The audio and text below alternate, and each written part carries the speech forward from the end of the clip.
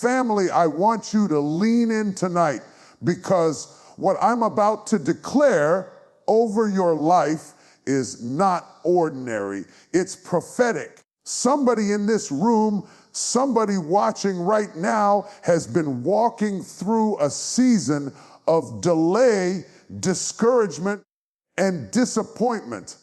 You've been waiting, you've been praying, you've been fighting just to hold on. But I came to tell you, you are closer to your breakthrough than you realize. In fact, in the next 7 days, God can change everything for you. Family, when we talk about the power of 7 days, we're not talking about an ordinary span of time. 7 days in the hands of God is not just a week on the calendar. 7 days in the hands of God is a season of transformation, a moment where He can turn what seemed impossible into a testimony that leaves you speechless. You may look at 7 days and think that's too short for anything big to change. But I came to remind you, it doesn't take long for God to shift the atmosphere. He created the heavens and the earth in 6 days and rested on the seventh. If He can bring the world into being in less than a week, what makes you think He can't rearrange your situation in 7 days? Here's the challenge. Many of us have grown weary because the weight of waiting has dulled our expectation. Life has a way of convincing us that change only happens slowly, that progress only comes inch by inch, and that miracles are far-fetched ideas tucked away in ancient stories. But the truth is, your God is the same yesterday, today, and forever. He doesn't need permission from your circumstances, from your past, or from your critics to change everything. All He needs is a moment, a word, a touch. And suddenly the tide shifts. Think about Joseph, betrayed by his brothers, thrown into a pit, sold into slavery, and forgotten in prison. Years went by, and it looked like nothing was changing. But in one day, one divine setup, he went from the prison to the palace. God didn't need 10 years to elevate him. He needed a single moment in time. If God could do it for Joseph, He can do it for you. If He can flip the script for Esther in the course of a banquet, if He can part the Red Sea overnight, then surely He can turn your life around in 7 days. But here's where we stumble. We don't prepare our hearts to believe. We keep rehearsing our disappointments, reciting the reasons why nothing ever changes, and clinging to the scars of yesterday. What if instead you shifted your faith to say, Lord, I don't know how you'll do it, but I trust you'll do it. I don't need all the answers. I just need to be ready when you show up. Because when you align your faith with His power, you position yourself for the kind of transformation that doesn't take months or years. It can happen in days. I need you to understand something. The delay you've been living in has not been denial. The struggle you've been carrying is not the final word. The tears you've shed are not wasted. They are watering the soil of your promise. And when the rain of God's timing collides with the seed of your faith, things begin to sprout so quickly it will make your head spin. So for the next 7 days, I dare you to live with expectation. Walk as though your answer is already on its way. Pray like the heavens are about to open. Praise like the victory has already been handed to you. Position yourself not for the ordinary, but for the extraordinary. God is about to prove to you that 7 days is more than enough time for him to open the door, heal the wound, lift the burden, or provide the breakthrough. Don't you dare underestimate what he can do in the short span of time you're standing in. Because when God decides to move, the clock doesn't control him, the calendar doesn't restrain him, and your enemies can't stop him. In just 7 days, he can shift your entire life.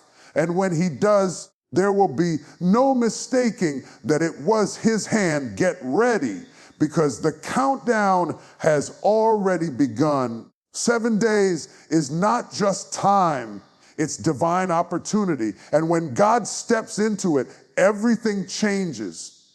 Get ready, because your 7 days of transformation start now. When God begins to move in your life, the first thing he often does is disrupt the very things you thought were permanent. We love the idea of breakthrough, but we don't always love the process of shaking. Sometimes God has to rattle the foundations we've grown comfortable standing on, because if he doesn't unsettle you, you'll never step into the new place he's preparing for you. And what looks like chaos in your life may just be God's way of rearranging the pieces so that his promise can manifest. I know it doesn't feel good when doors close, when opportunities vanish, when people walk away, or when what you counted on collapses. But let me tell you, disappointment is not the end, it's the setup. Rejection is not always the enemy. Sometimes it's the redirection. What you thought was betrayal was actually protection. The very things you are weeping over today may be the things you'll be praising God for tomorrow, because they positioned you exactly where you needed to be for his power to be revealed. Take Moses, for example. He was raised in Pharaoh's palace, surrounded by privilege, trained in royalty. If you looked at his life at that moment, you'd think everything was perfect. But then one wrong decision, one heated moment, and he finds himself exiled into the desert, stripped of status, stripped of security, stripped of everything familiar. And it seemed like a setback, but it wasn't a setback. It was God shifting him out of Egypt so he could prepare him for an encounter at the burning bush. Without that disruption, Moses never would have heard the call that changed history. What felt like a collapse was really the foundation for his destiny. Some of you are crying over things that God deliberately removed.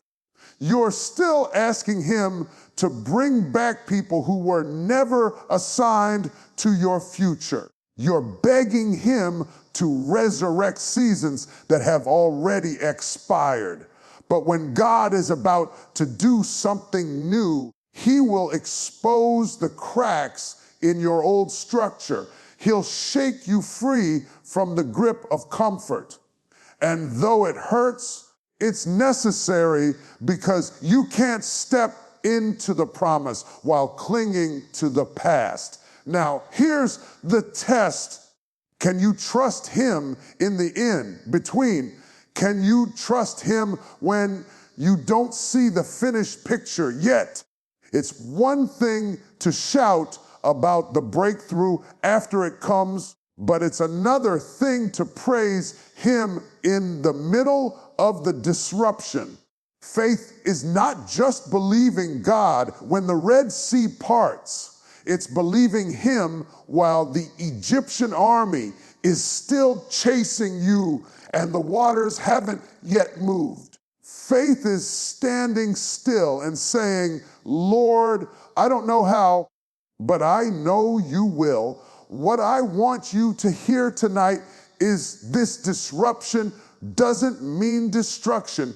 It means construction. God is building something in you through the very things that feel like they're tearing you apart. He's stripping away what doesn't belong so he can release what's been hidden inside you all along. And if you'll stop cursing the process and start embracing the preparation, you'll realize that the shaking is not to kill you, it's to make room for what he's about to release. So don't despise the shaking. Don't despise the people who walked away.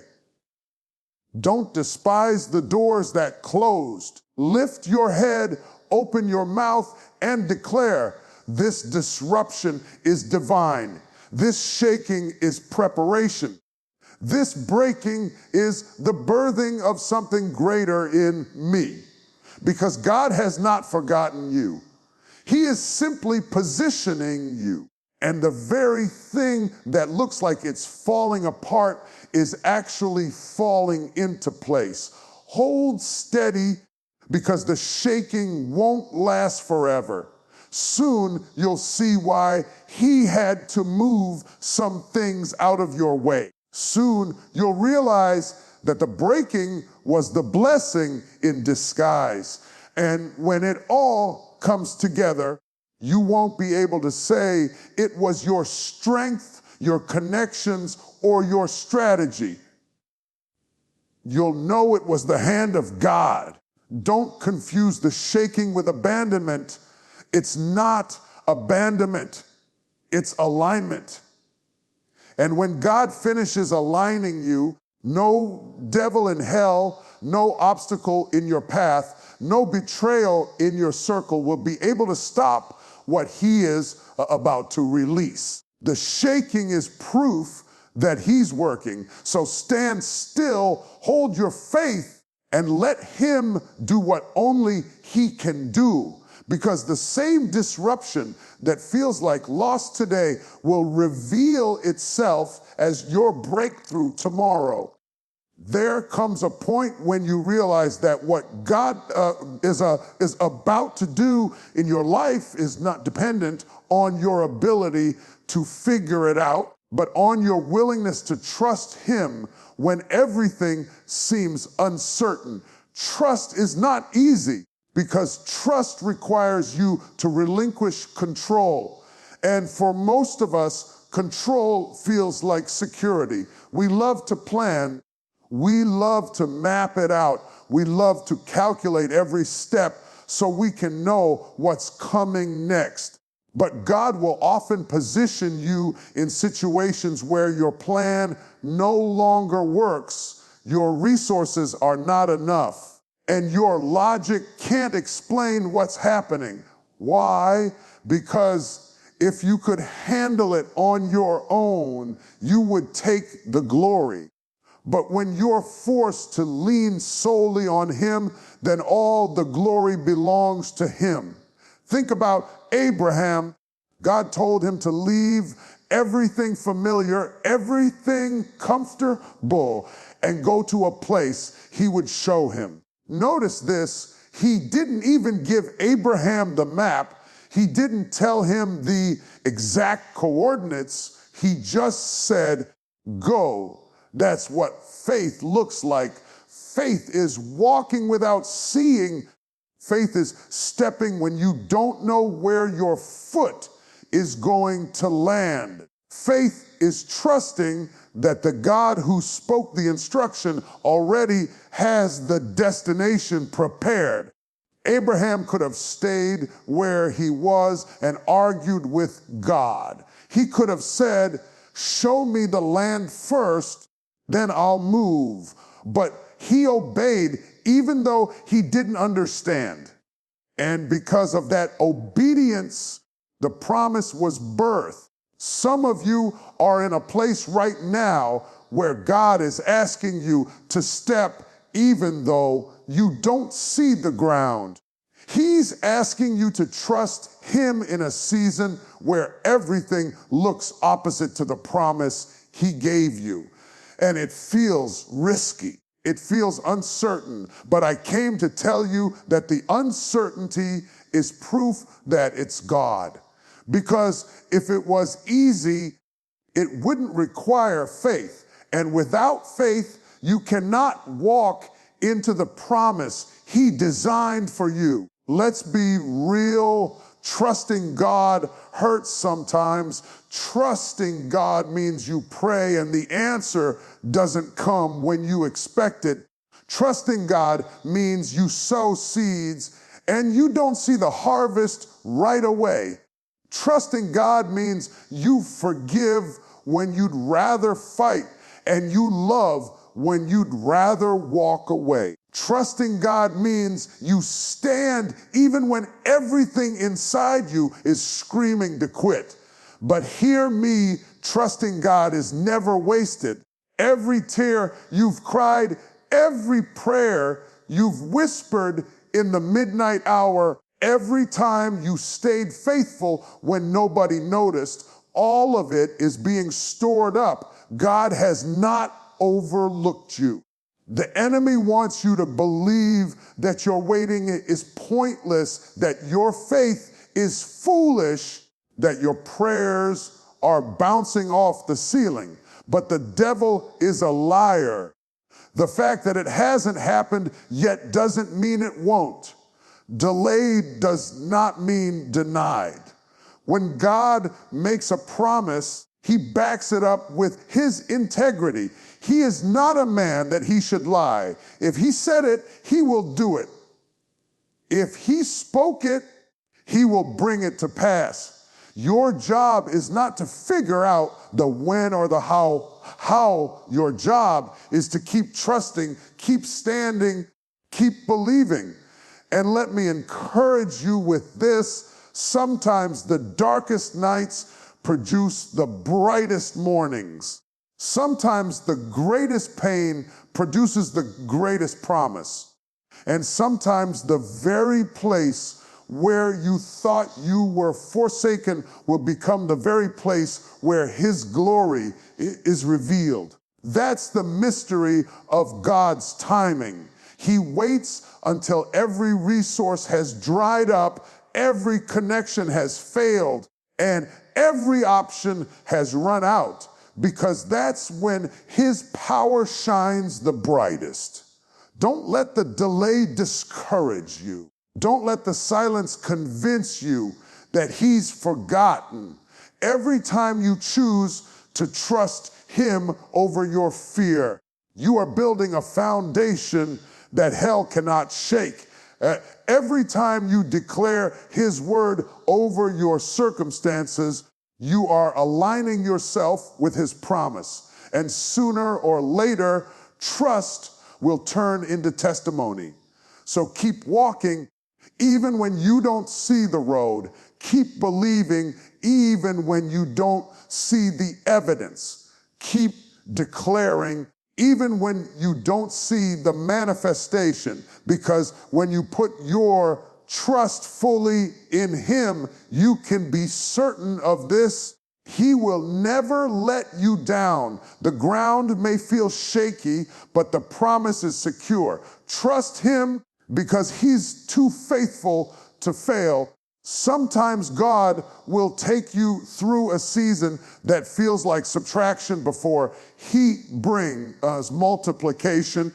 He will strip away what you thought you needed, close doors you thought would stay open forever, and remove people you thought would always be there. And while you're standing in the middle of that loss, you start to wonder if he's forgotten you, if he's abandoned you, or if you've somehow missed his plan. But what looks like subtraction to you is often preparation in God's hands. He prunes not to punish, but to prepare for greater fruit. It's easy to shout about the promise, but it's much harder to endure the process. The promise feels exciting. The process feels painful. The promise is the dream God put in your spirit, the vision of where you're headed. But the process is the breaking, the waiting, the stretching, and the silent nights where you wonder if it's ever going to happen. Yet, hear me clearly, the process is proof that God is working. If there was no weight, you'd never build strength. If there was no stretching, you'd never grow capacity. If there was no silence, you'd never develop discernment. The process is shaping you for the promise. Think about Joseph. He dreamed of leadership, of influence, of people bowing before him. But before the dream could be fulfilled, he had to go through betrayal, slavery, lies, and prison. To everyone else, it looked like life was stripping him of everything. But in reality, God was positioning him. What looked like a pit was actually a setup for the palace. What looked like chains were actually leading him closer to the throne. The process wasn't punishment. It was preparation. Some of you are in your Joseph season. You feel confined, misunderstood, overlooked. You've prayed for favor, but instead faced rejection. You've prayed for breakthrough, but instead faced breakdown. But don't misinterpret the season. The rejection is redirection. The breakdown is a setup for breakthrough. The pit is not the end of the story. It's a chapter in the preparation. And when God's timing aligns, every piece will make sense. You see, we often pray for God to bless us, but blessing without preparation becomes a burden. If God gave you the palace before the pit, you wouldn't know how to handle it. If he gave you influence before the process, you wouldn't have the character to sustain it. So instead of rushing the season, lean into it. Instead of despising the delay, discern what he's developing in you through it. Because the very thing that feels like it's breaking you is actually building you. God never wastes pain.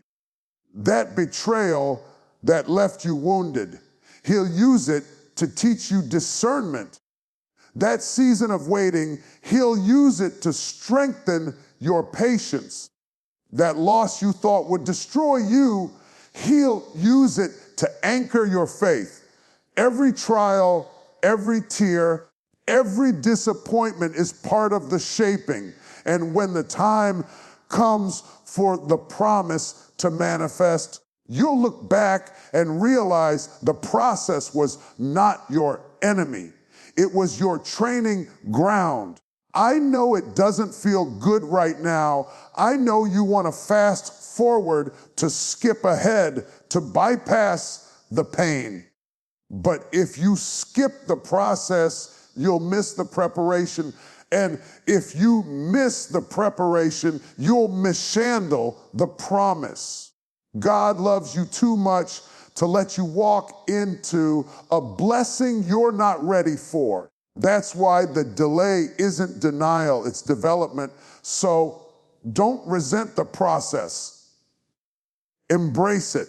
Don't curse the season of pruning. Thank him for it. Because every cut, every pause, every door that closes is making room for something better, something stronger, something eternal.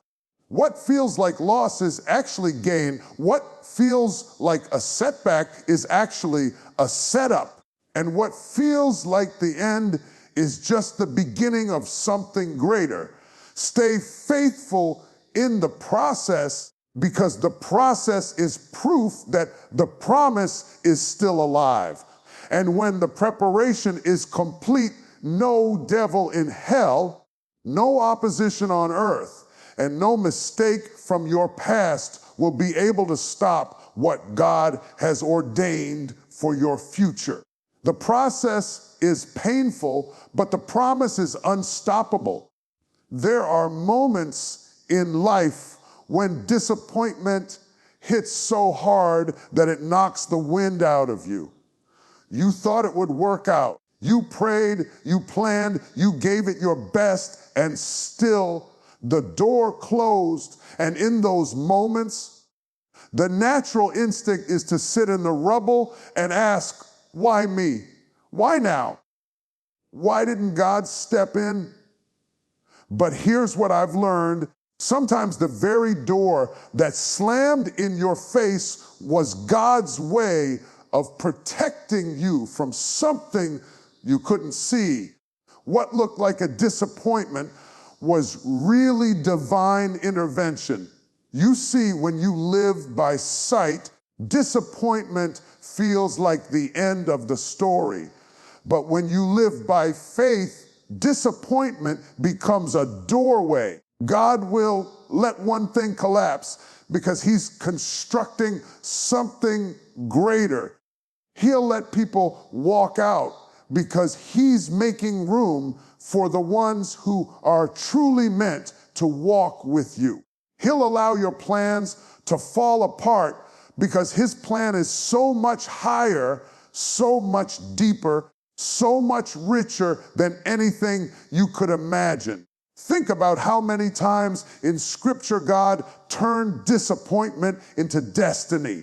Sarah thought her womb was too old, too dead, too barren, but God brought laughter into her arms. Moses thought his speech disqualified him, but God used his voice to deliver a nation.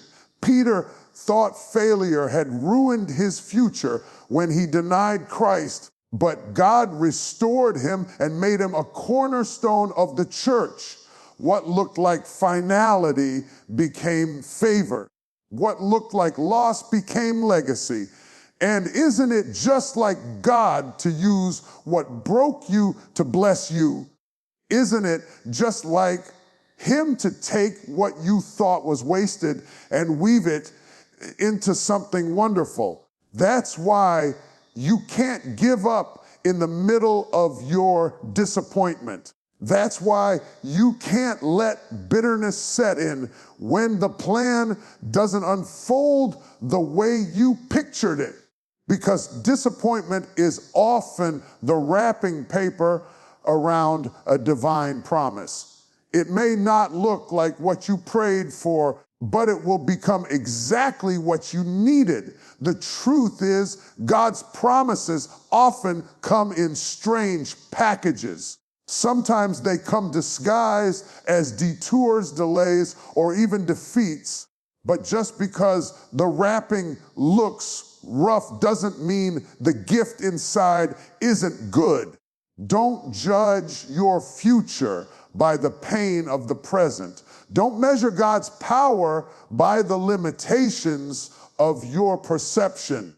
He's already working behind the scenes, aligning people, shifting circumstances, and preparing a promise that will blow your mind when it's revealed.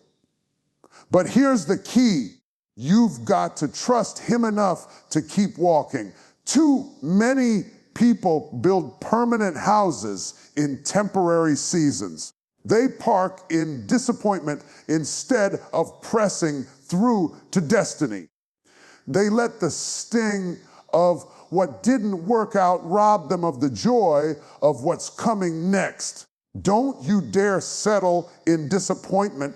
Don't you dare let a closed door convince you that God has forgotten you. If anything, a closed door should increase your expectation, because when God closes one, It's only to open another that leads to something greater. This is not the time to quit. This is not the time to lower your faith. This is not the time to rehearse your regrets. This is the time to lift your head, straighten your back, and declare, if God allowed it, then he must have something better in store, because he will never leave you empty. If he takes something away, it's only because he plans to fill that space with something more. So yes, disappointment hurts. Yes, it stings. Yes, it may break your heart, but don't miss the miracle hidden inside of it, because the very thing you thought would destroy you will be the thing God uses to deliver you. The very place where you felt the greatest pain will become the place where his promise shines the brightest. Don't curse your disappointment. Thank God for it, because one day you'll look back and realize it wasn't the end of your story. It was the turning point. What feels like disappointment today is only the seed of a divine promise tomorrow. Hold on, keep the faith, because the promise will come to pass. There's something powerful about the way God finishes what he starts. You may be standing in the ashes of what you thought your life would look like, and it feels unfinished, like the story stopped mid-sentence. But I came to tell you, God does not leave his work incomplete. If he made you a promise, he will see it through. If he spoke a word over your life, he will perform it. And sometimes the way he does it is so unexpected, so extraordinary, that you'll know beyond a shadow of a doubt. It wasn't your strength. It was his hand. You see, when God brings you out of disappointment into his divine promise, it isn't just about getting you back on your feet. It's about setting you up on a level you couldn't reach by yourself. It's about elevating you in ways that your education couldn't earn, your money couldn't buy, and your connections couldn't orchestrate.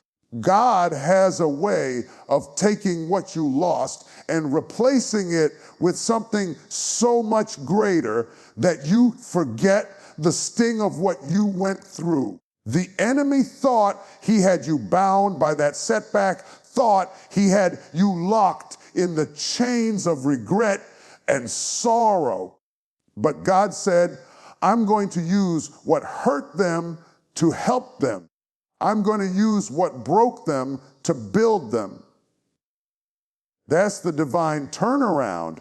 That's when he shows you that the disappointment was never the conclusion. It was the construction zone for the promise. Think of Joseph, sold by his brothers, betrayed, lied on, locked away in prison. If you looked at his life in the middle of it, you'd think his story was failure upon failure. But God was writing a different ending. He used the pit to position him, the prison to prepare him, and the pain to push him into the palace. By the time the promise unfolded, Joseph could look at his brothers and say, what you meant for evil, God turned for good. That's how God works. The same is true for you. You may have been betrayed. You may have been rejected. You may have been denied opportunities. But none of those things can cancel the word that God spoke over your life. The very place where you've been wounded is where God will release his wonder. The same ground that grew your tears will grow your testimony. And let me remind you God doesn't just restore, he multiplies. When he turned Job's disappointment into a promise, he didn't just give him back what he lost, he doubled it. When he restored Israel after years of captivity, he didn't just send them home, he rebuilt their land and renewed their covenant. That's the God you serve. He doesn't do halfway blessings. He doesn't deal in partial promises. He fulfills his word in abundance, pressed down, shaken together, and running over.